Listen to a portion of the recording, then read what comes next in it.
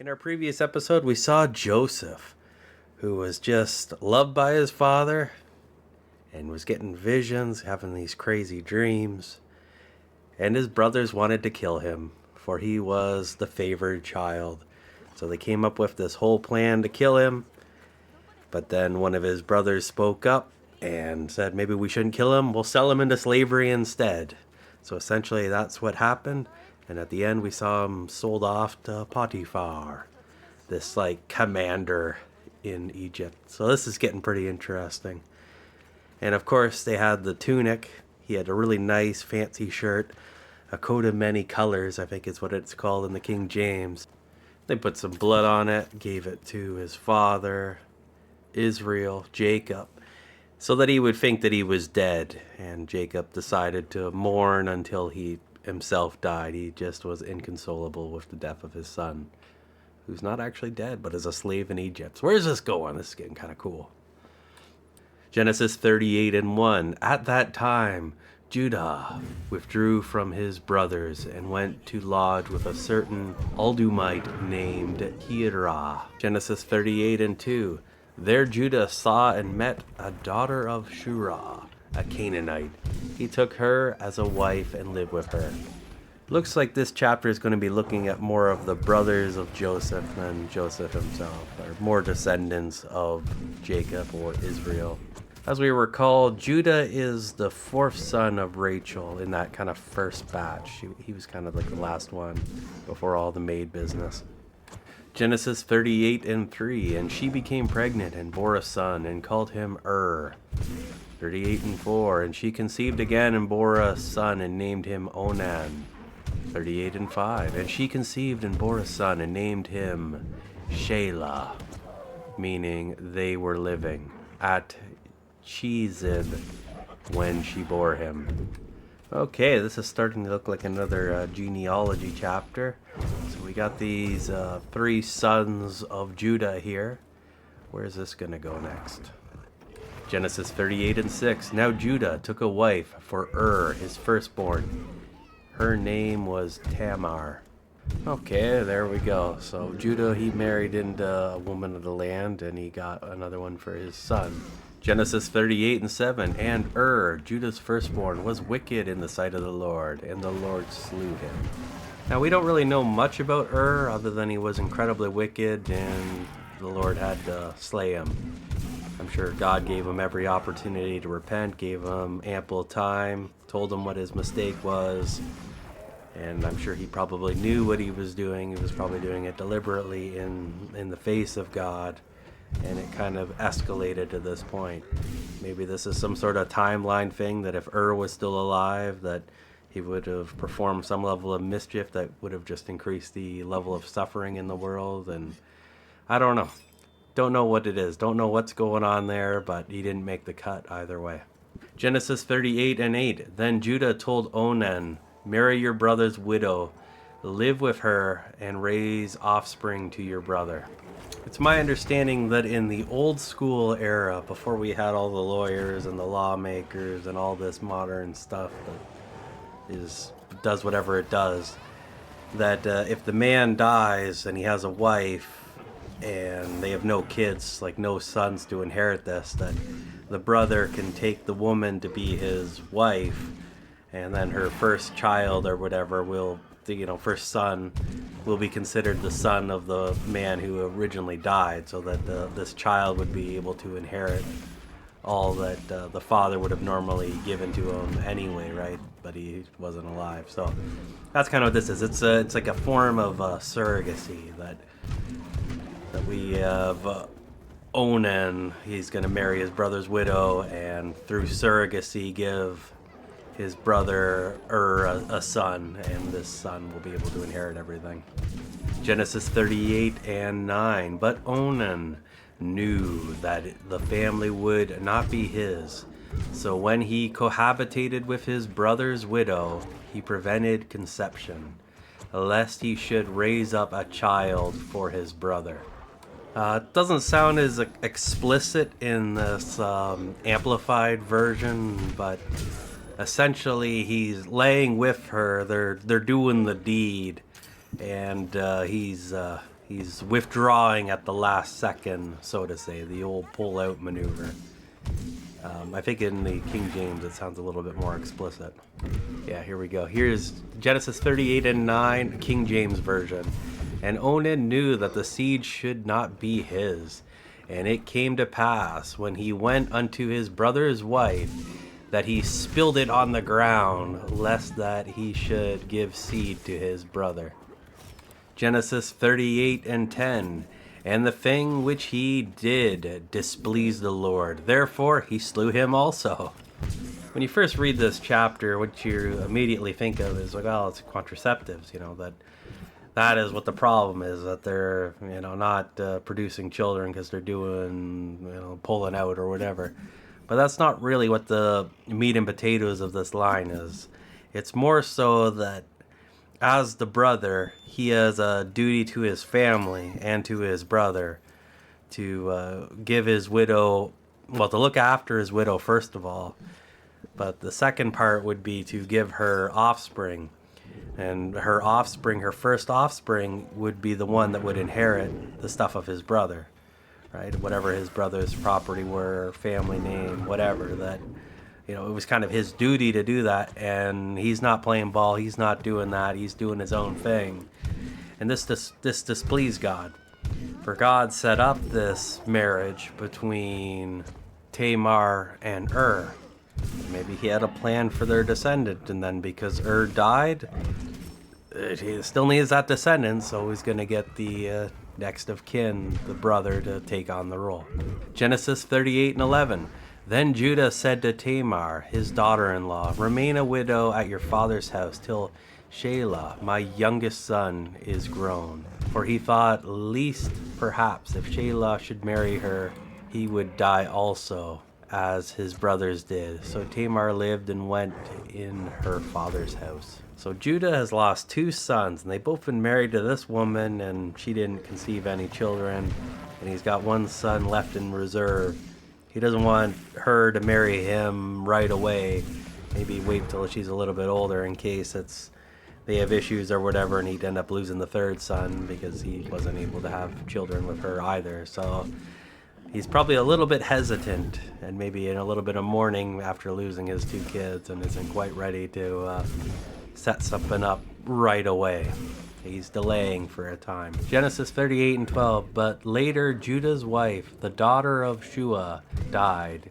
And when Judah was comforted, he went up to his sheep shears at Tamar with his friend Hira the Aldumite. Well, it looks like everybody around Judah's dying. He's lost 2 sons, and now his wife's gone. I guess when he kind of got settled a little bit and kind of recovered, he went out with his buddy to Timnath. Genesis 38:13.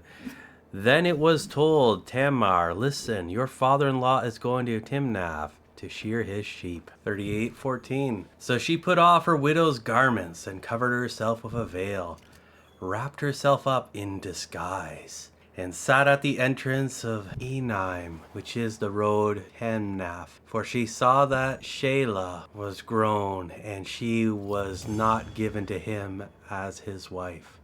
So it's been quite a while since she was promised to be married off to his 3rd son, to Judah's 3rd son.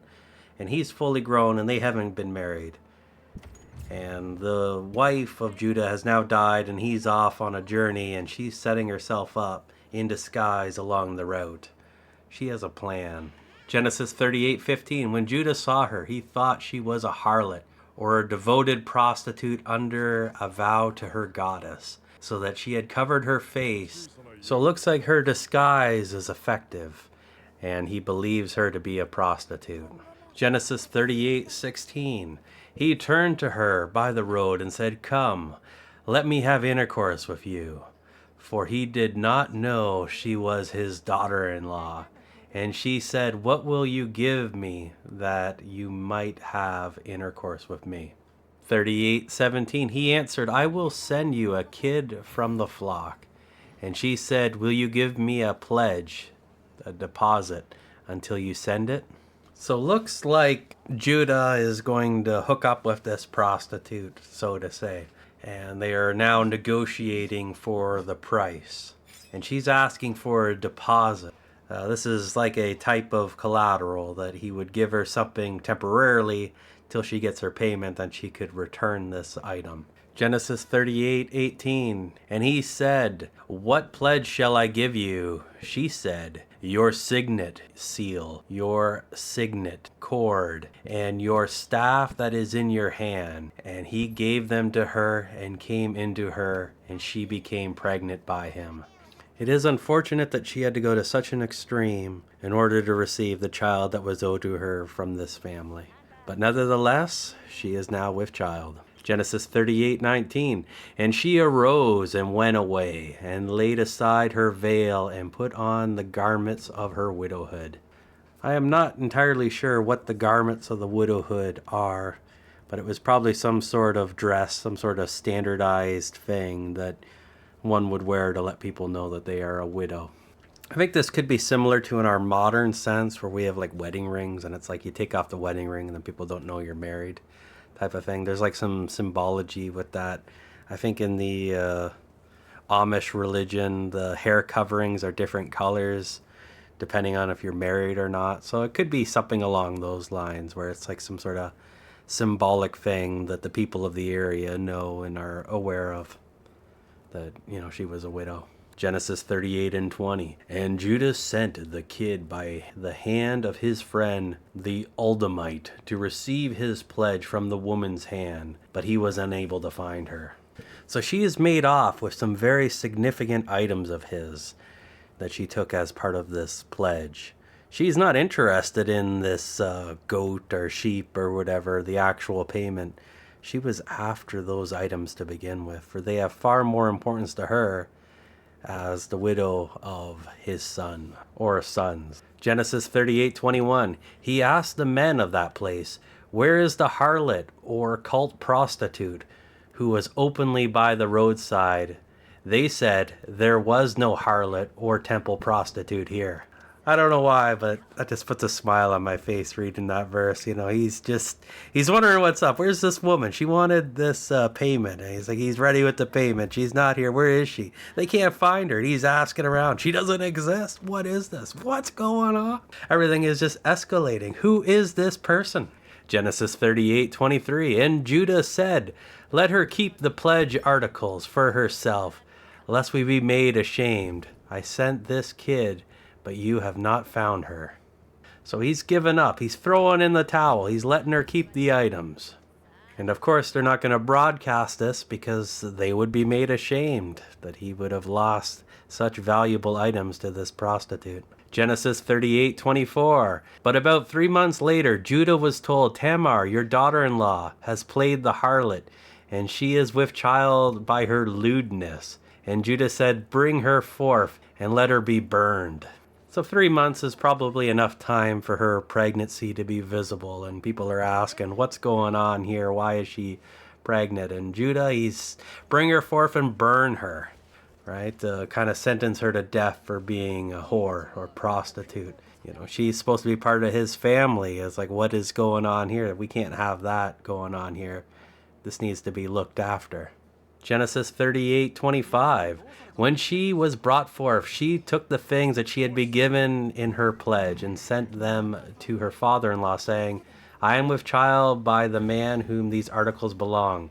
Then she added, "Make out clearly, I pray you, to whom these belong, the signet, seal, signet, cord, and staff." So there we go. They're bringing her in, and she's got all these items from the man that she had relations with.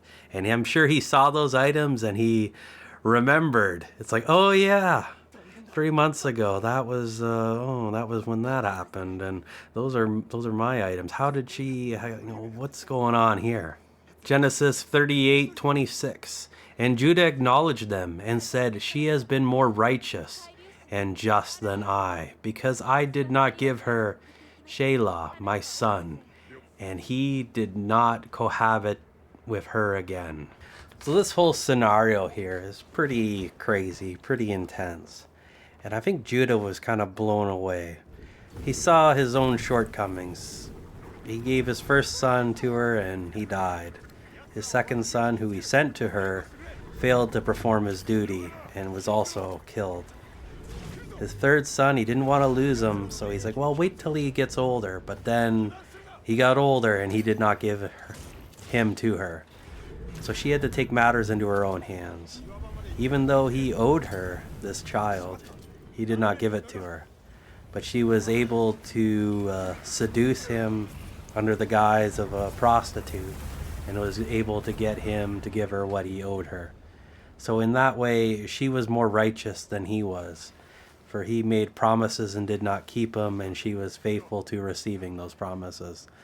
So it's interesting how that went down, and I think he was probably shocked when those items came out. And it's like, well, he gave me this, this, and this. And he's just like, oh, that's right.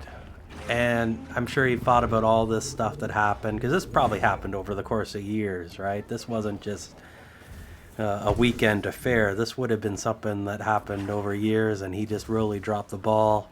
But the end outcome was the desired one, in that she eventually was able to have her pregnancy, and as we'll see, her children as well. Genesis 37:27. Now when the time came for her to be delivered, behold, there were twins in her womb. Here we go. This is another set of twins to be born, like Jacob and Esau. Genesis 38:28. And when she was in labor, one baby put out his hand, and the midwife took his hand and bound upon it a scarlet thread, saying, this baby was born first. So they're marking the firstborn baby. They know which one is the firstborn for probably inheritance and other purposes. Genesis 38:29. But he drew back his hand, and behold, his brother was born first. And she said, what a breaking forth you have made for yourself.